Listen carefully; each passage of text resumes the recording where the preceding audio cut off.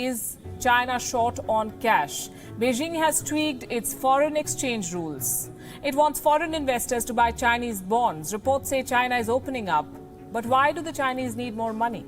Chinese households hold about $13 trillion worth of bank deposits. But it's the government that needs more cash.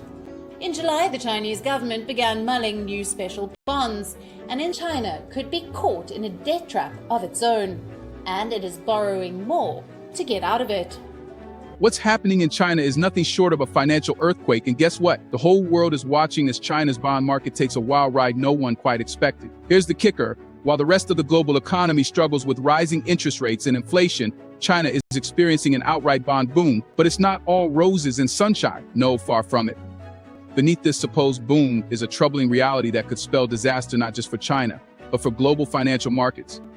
What's more, China's government, rather than encouraging this rally to help boost its sputtering economy, is aggressively trying to stop it. Yes, you read that right. Beijing is stepping in to suppress its bond market. But why? What on earth is going on? Buckle up, because this situation is far more complex than you might think. Stay with us till the end as we unravel the mysterious dynamics behind China's surprising bond boom.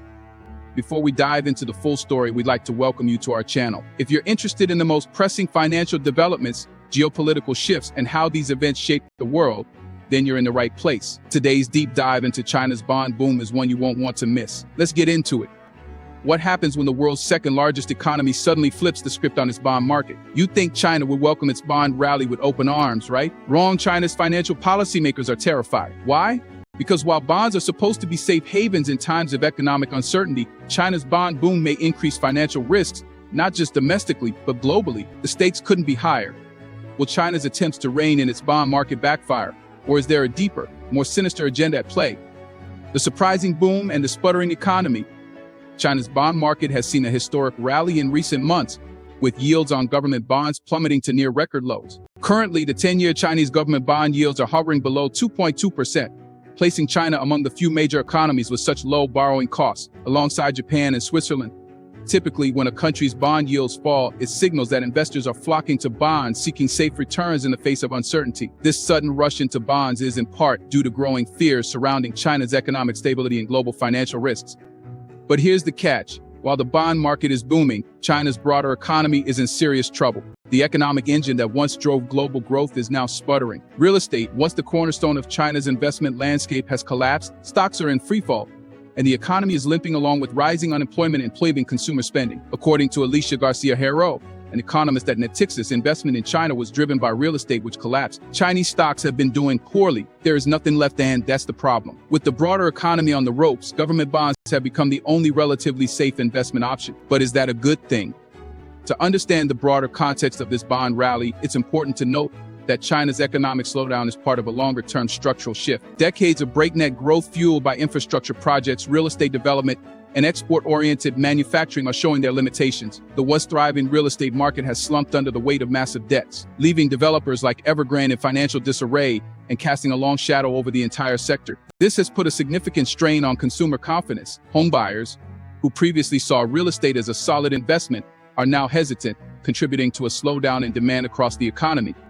As a result, while China's bond market may seem like a beacon of stability in an otherwise shaky economy, it's more of a mirage. The booming bond market is not reflective of a healthy economy, but rather a desperate scramble for safety amid worsening conditions. The government's heavy-handed approach, rather than letting the bond market rally, continue to inject some much-needed confidence into the economy.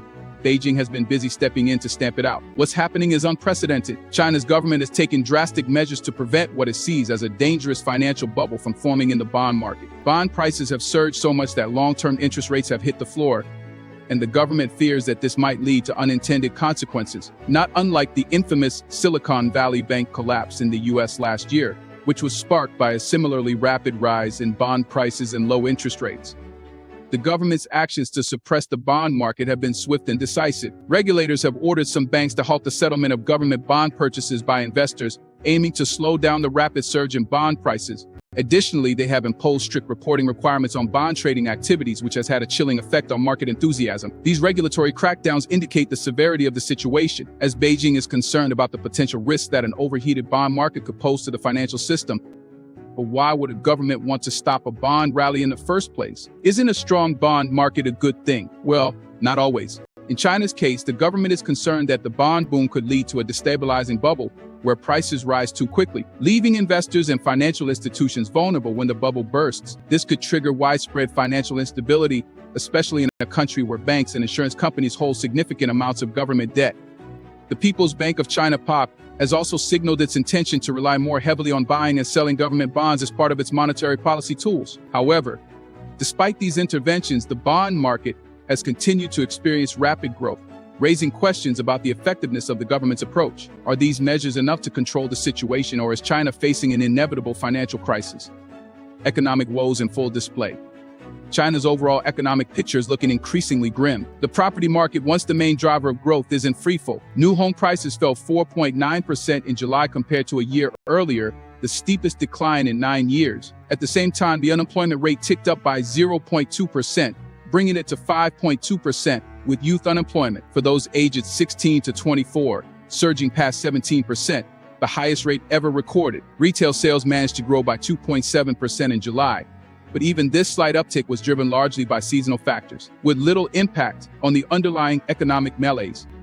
On the consumer front, the combination of job insecurity, falling real estate prices, and uncertainty surrounding China's financial future has led to a dramatic decline in consumer confidence. The government's attempts to stimulate spending through various economic packages have yet to yield significant results, with consumer sentiment remaining low. Meanwhile, businesses are cutting back on investments, further slowing the economy's momentum. With such bleak prospects, it's no wonder that many investors are flocking to bonds as a safe haven, but this has only fueled the government's concerns.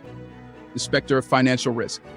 So why is China so dead set on controlling its bond market? The answer lies in the financial risks that Beijing fears are lurking just around the corner. Policymakers are haunted by the ghost of Silicon Valley Bank, which collapsed under the weight of low-rate bonds. China's central bank chief recently highlighted this crisis as a cautionary tale, urging a timely correction of market risks. There's legitimate cause for concern. If China's banks are overly exposed to government bonds, and there's a sudden sell-off, they could face massive losses. Insurance companies, too, are vulnerable. With large holdings of low-yielding government bonds, these firms may find themselves unable to meet their obligations on policies that guarantee higher fixed returns. As Alicia Garcia Herrera warns, this situation could leave insurance companies technically bankrupt. The situation also raises questions about the broader implications for China's financial system. If the government fails to effectively manage the bond boom, it could result in a financial crisis that spreads throughout the global economy. Given China's interconnectedness with global markets, any significant disruption in its financial system would have ripple effects far beyond its borders. This is why the world is watching so closely. But there's an even deeper, perhaps more cynical explanation for China's actions. By reining in the bond market, Beijing may be trying to force investors into riskier asset classes like equities and real estate. The government is desperate to stabilize the prices of these assets, which could help restore some level of confidence in the economy. But is this really the right move? With investors already skittish about China's economic prospects, pushing them into riskier markets could backfire. In the end, China's bond boom is a double-edged sword. On one hand, it offers a rare bright spot in a deeply troubled economy. On the other, it threatens to destabilize China's financial system if left unchecked. Beijing is walking a tightrope, trying to balance the immediate benefits of low interest rates with the long-term risks of a financial bubble. But will their heavy-handed intervention work, or are they playing a dangerous game that could backfire spectacularly? The world is watching closely as China's economic experiment unfolds. What happens next could have ripple effects far beyond its borders, influencing everything from global markets to geopolitical power structures. One thing's for sure, China's bond boom is far from over, and the consequences could be far more dramatic than anyone anticipated. Stay tuned, because this story is just getting started.